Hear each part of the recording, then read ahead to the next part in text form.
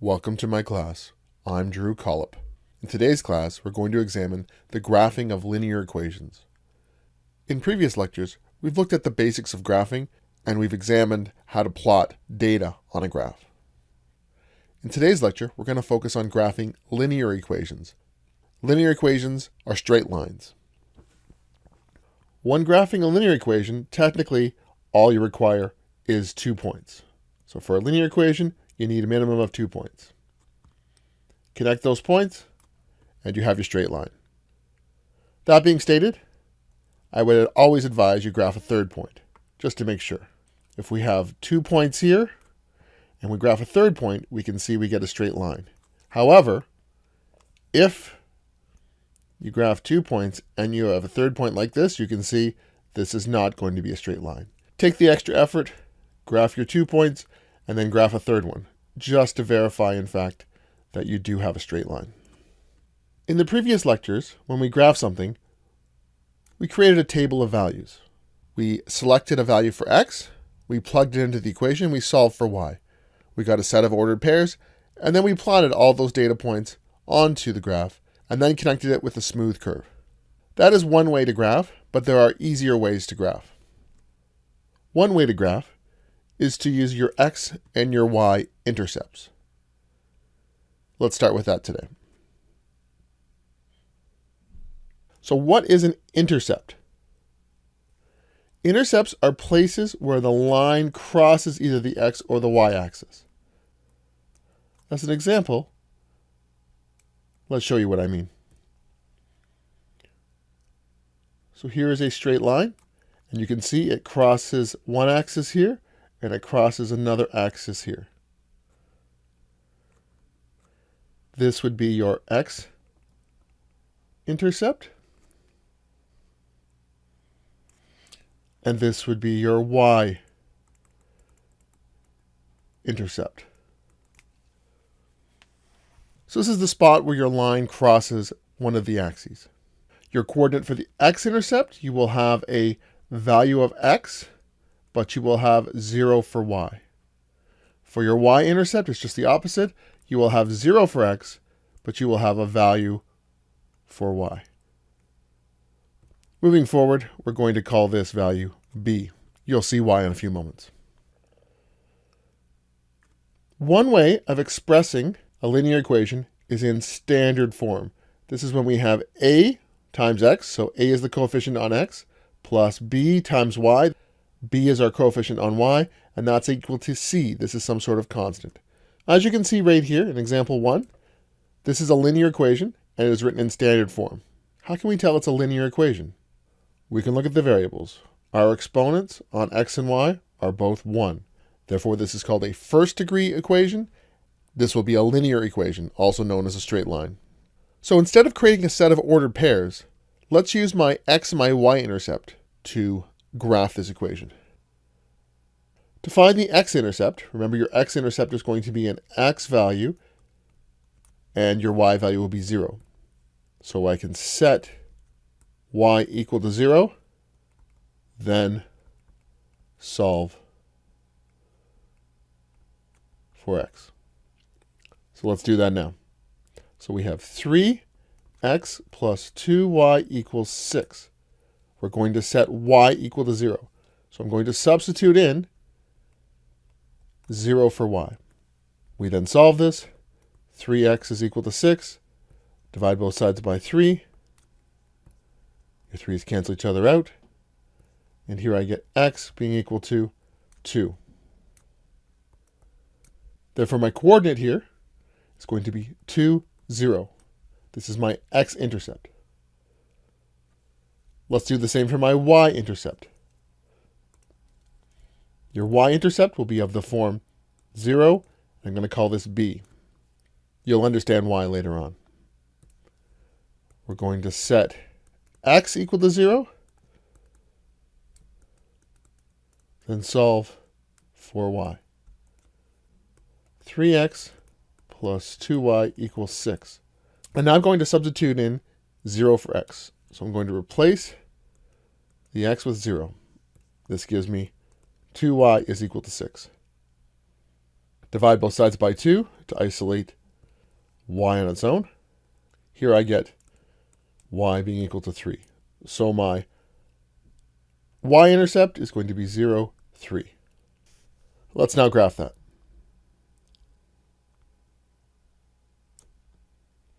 Put my axes on. Label it x and y. Put my scale on now.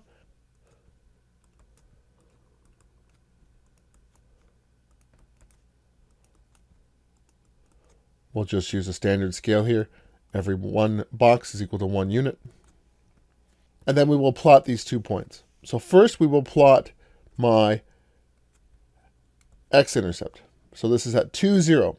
X is 2, y is 0. That happens right here. This is where the line crosses your x-axis. We will then plot my y-intercept. This is where it crosses the y-axis. 0, 3. So I don't move anywhere on the x-axis, but I move up 3. 1, 2, 3. So there's your y-intercept. We now connect it with a straight line.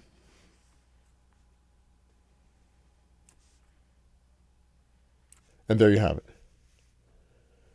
Now previously, when I talked about plotting a third data point, that was referring to when you have a set of ordered pairs. If we know our equation is a straight line, technically all you need is 2 points. So one quick way we can do that, we can solve for our intercepts by setting our variables equal to 0 and solving for the unknown. Plotting those 2 points and graphing it. Again, it would always be a good idea to perhaps plot a third point, but for now we're just going to go with the 2 points and assume it is a straight line. Here's another equation written in standard form. 2x minus 2y minus 1 equals 0. I'd like you now to try this on your own. Find your x-intercept, find your y-intercept, make your axes, label them x and y, plot your intercepts on there, and connect it with a straight line. This is a linear equation. Let's take it up. So we're looking for the x-intercept. 2x minus 2y minus 1 equals 0. So the x-intercept is where it crosses the x-axis. Our y is going to be 0. So we remove the y. We set it equal to 0. Now we solve for x. 2x minus 1 equals 0. 2x equals 1. X is equal to 1/2.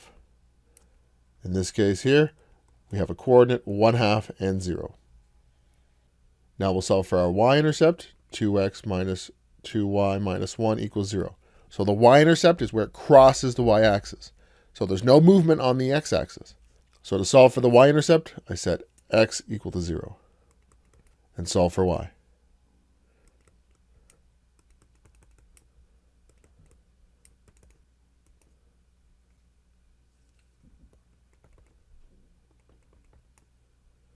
I have y being equal to minus 1/2. 0 minus 1/2. So I have my intercepts now. Let's plot that.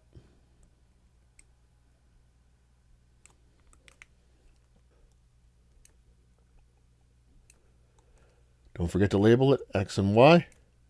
Put our scale on here. We're dealing with very small values here, 1/2. So let's make 4 boxes equal to 1.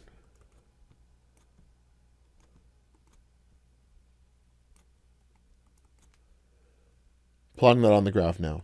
Our x-intercept is 1/2, 0. Right there. My y-intercept is 0 and minus 1/2. Right there. Connect it with a straight line now. And we're done. You can see this method is perhaps easier than working with a table of values. With a table of values, we had to sub in a various number of points and then plot them down. Here we're just setting one of our variables equal to 0. It is then eliminated from the question. We can find 2 points, and as long as we know it's a linear equation, you only require 2 points. Connect those points afterwards with a straight line. You might think this is a much easier way than using a table of values. It's a bit easier, but there's actually an easier way. Let's talk about that now. If we know both the slope and the y-intercept for our linear equation, we can graph this very quickly. Let me explain these two terms. Slope, this is the steepness of the line. The y-intercept, we've already talked about that. This is the point where the line crosses the y-axis. I've already explained how to solve for the y-intercept. We set x equal to 0 and solve for y. Now let's talk about how we discover what the slope is.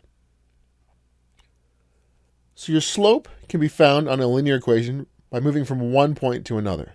If I start here and I move here, what's my slope? I have no slope. But if I start here and I go here, you can see there's a slope. Or if I start here and I go here, there's a slope. And this slope is not very steep, getting steeper, getting steeper, getting steeper. So what I'm looking at here is the change in my x and my y coordinate between 2 points. What's my change? In science, we look at change quite a bit. We actually have a variable for that. We use the Greek letter delta. Looks like a little triangle, but it is the Greek letter delta. This means change. For slope, we have a variable for that.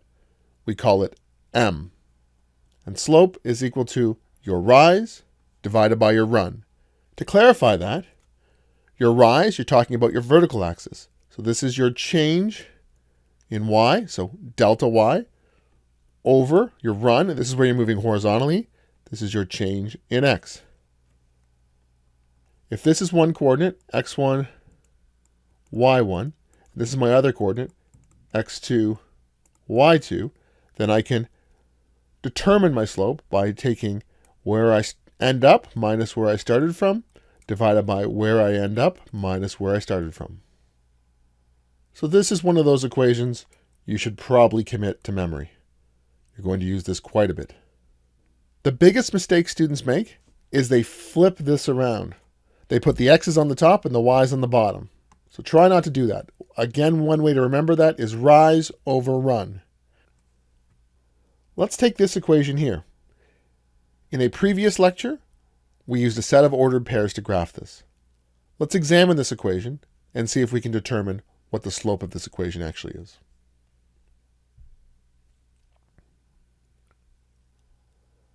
So here's a graph of the equation. In black is the line. Let's put arrows on either end here. Make sure this is labeled x and y. Here we have our x-intercept where it crosses the x-axis, and here we have our y-intercept where it crosses the y-axis. Let's look at the rise and the run. What we can do is we can draw a little triangle showing me we're going from point P to point Q. So I'm running this much, and then I'm rising this much to get from point P to point Q.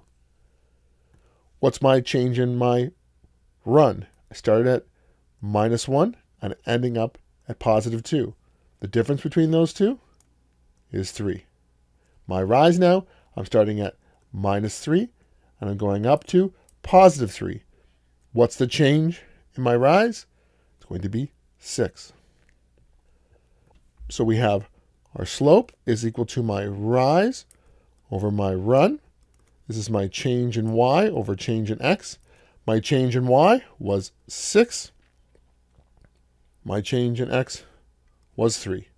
So in this case, my slope is equal to 2. Alternatively, you can take those actual data points and we can work those out. So point P here, this is going to be -1 -3. And point Q up here, this is going to be 2, 3.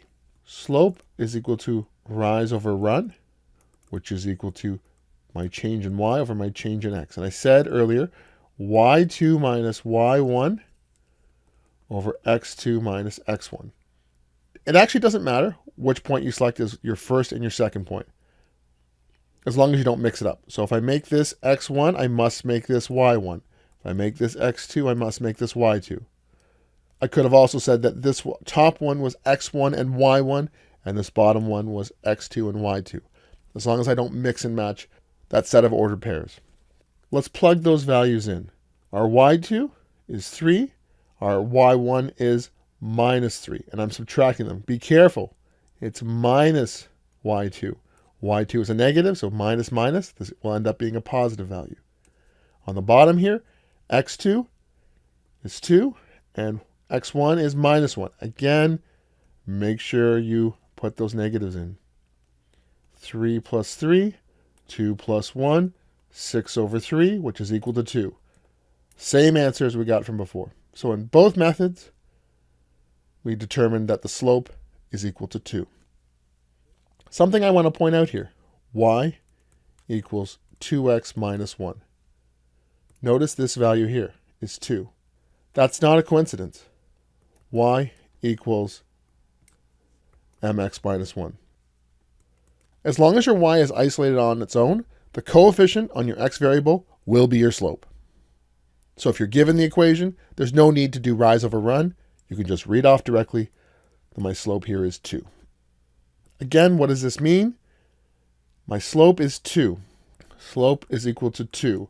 As a fraction, that's 2 over 1. So 2 rise over 1 run. This means I move up 2 over 1. Up 2 over 1. Up 2 over 1. It also works in the other direction. I can go back 1 and down 2. Back 1, down 2. Back 1 and down 2. Keep going. Back 1, down 2. Up 2 over 1. You can keep moving in that fashion.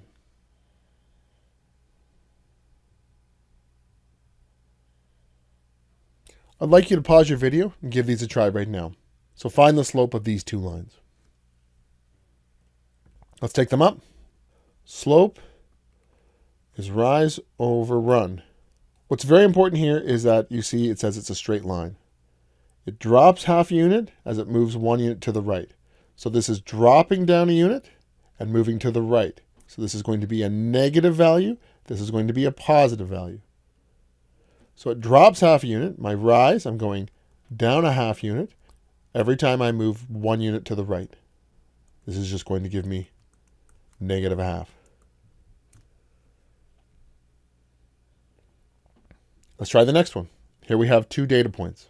I have 0, 10, and I have 2, 30. Slope is equal to rise over run. So I'm moving up 20. I'm moving across 2. In this case here, slope is equal to 10. You also could have used slope is equal to y2 minus y1 over x2 minus x1. 30 minus 10 over 2 minus 0 gives me 20 over 2 is equal to 10. Both methods work. So this is how to determine the slope of a straight line. Now let's examine how to graph this using our slope and our y-intercept. Here's the process. Step number 1. Plot the y-intercept on your graph. Use your slope to determine a second point, and then connect the 2 points with a straight line. Let's try that here.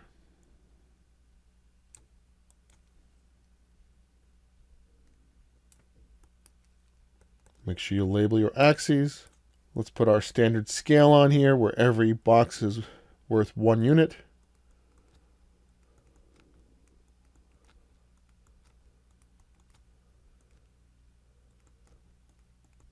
Step number 1, find my y-intercept. My y-intercept is right here. Remember, that's going to be my point 0 minus 1. The y-intercept is where it crosses the y-axis. It crosses right here. Step number 1 is done. Now my slope is equal to 2, which is a fraction, is 2 over 1. If I look at this, this is my rise over my run. Here I'm starting at minus 1. I'm moving up 2, 1, 2, and I'm moving over 1. Up 2 over 1. Up 2 over 1. It also works the other direction, right? 2 over 1 is the same thing as saying minus 2 over minus 1. So I can go back 1 and down 2. Back 1 and down 2. Using my y-intercept as a starting point and my slope, I can calculate as many data points as I want. as long as I use my slope appropriately. I talked about this earlier. Let's formalize that. We have 2 points on our graph. We'll call this one x1, y1, and we'll call this x2, y2. My vertical distance, this is my change in y, and my horizontal distance, this is my change in x. Between the 2 points, I take where I ended minus where I started from. And for my horizontal distance, I take where I ended minus where I started from. Again, this gives me y2 minus y1 over x2 minus x1.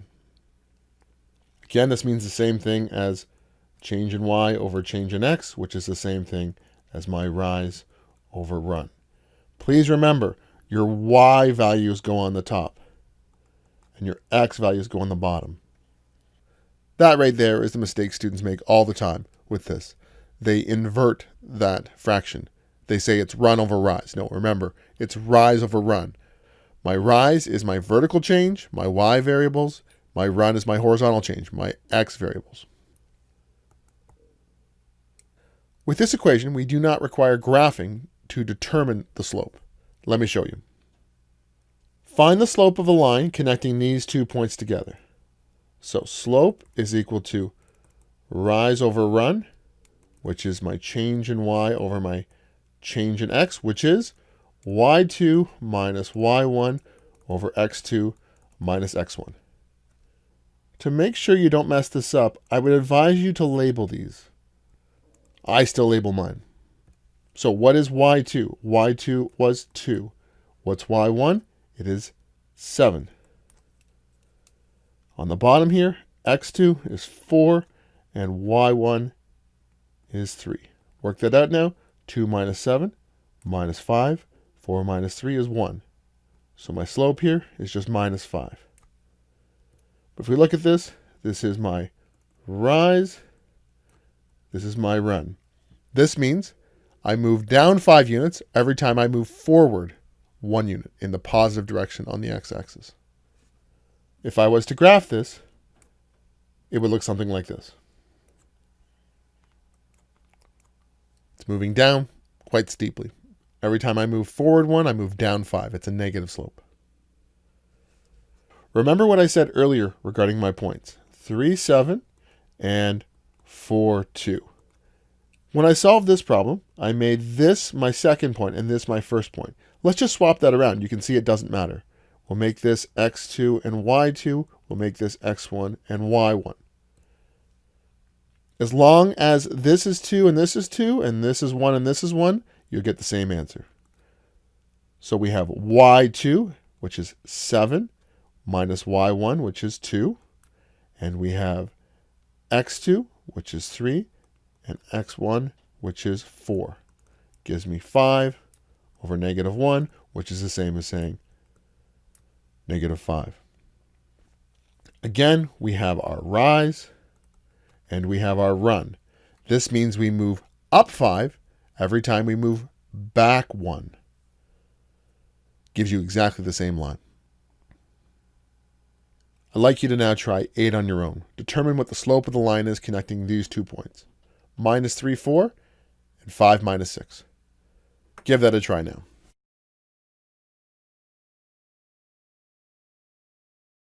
Let's take it up. We'll make this x1, y1. We'll make this x2 and y2. Slope is equal to rise over run. One thing I do want to point out, we don't use m as a variable other than for slope. It can be confusing. So there are certain variables we use all the time to represent certain things. M we use only for slope. Try not to use that in the future as an unknown, unless you're talking about the slope. This is rise over run, change in vertical over change in horizontal. y2 minus y1 over x2 minus x1. We take y2 minus 6 and we subtract away y1, 4. On the bottom here, we take x2, which is 5, and we subtract away x1, which is minus 3. Negative and a negative. Minus 6 minus 4 is minus 10. 5 minus negative 3, which is the same as saying 5 plus 3, it's going to be 8. We can simplify that down. to 5 over 4. So my slope here would be negative 5 rise over 4 run. Meaning, every time I move forward 4 units, I move down 5 units. Looks like that then.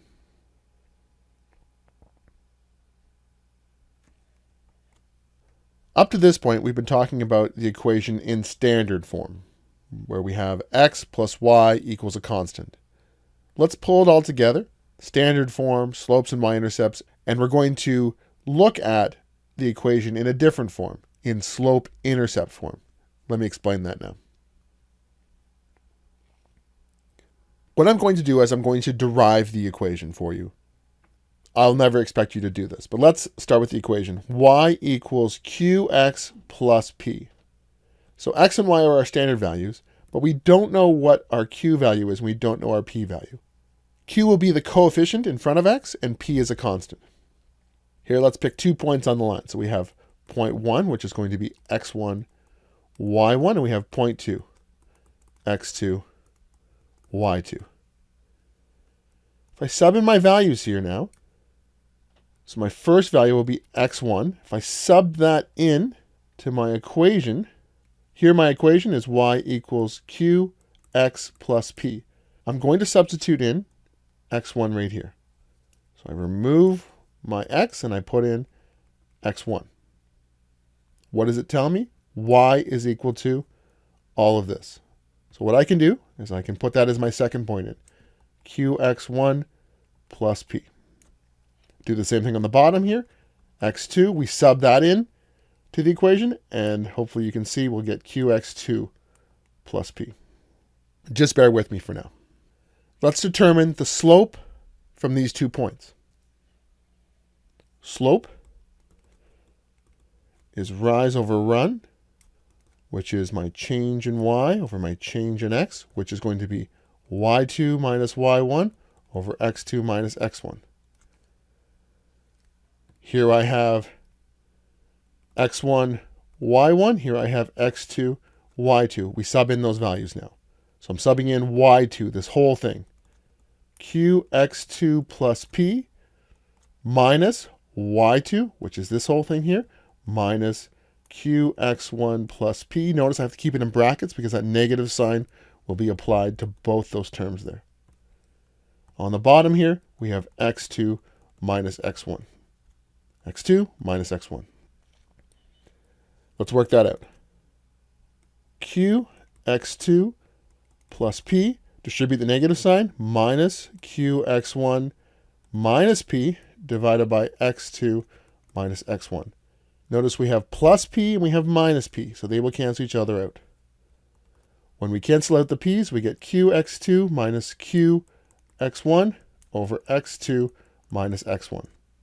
I'd like to collect like terms, but I cannot because they're not exactly the same. However, I have a common factor between the two.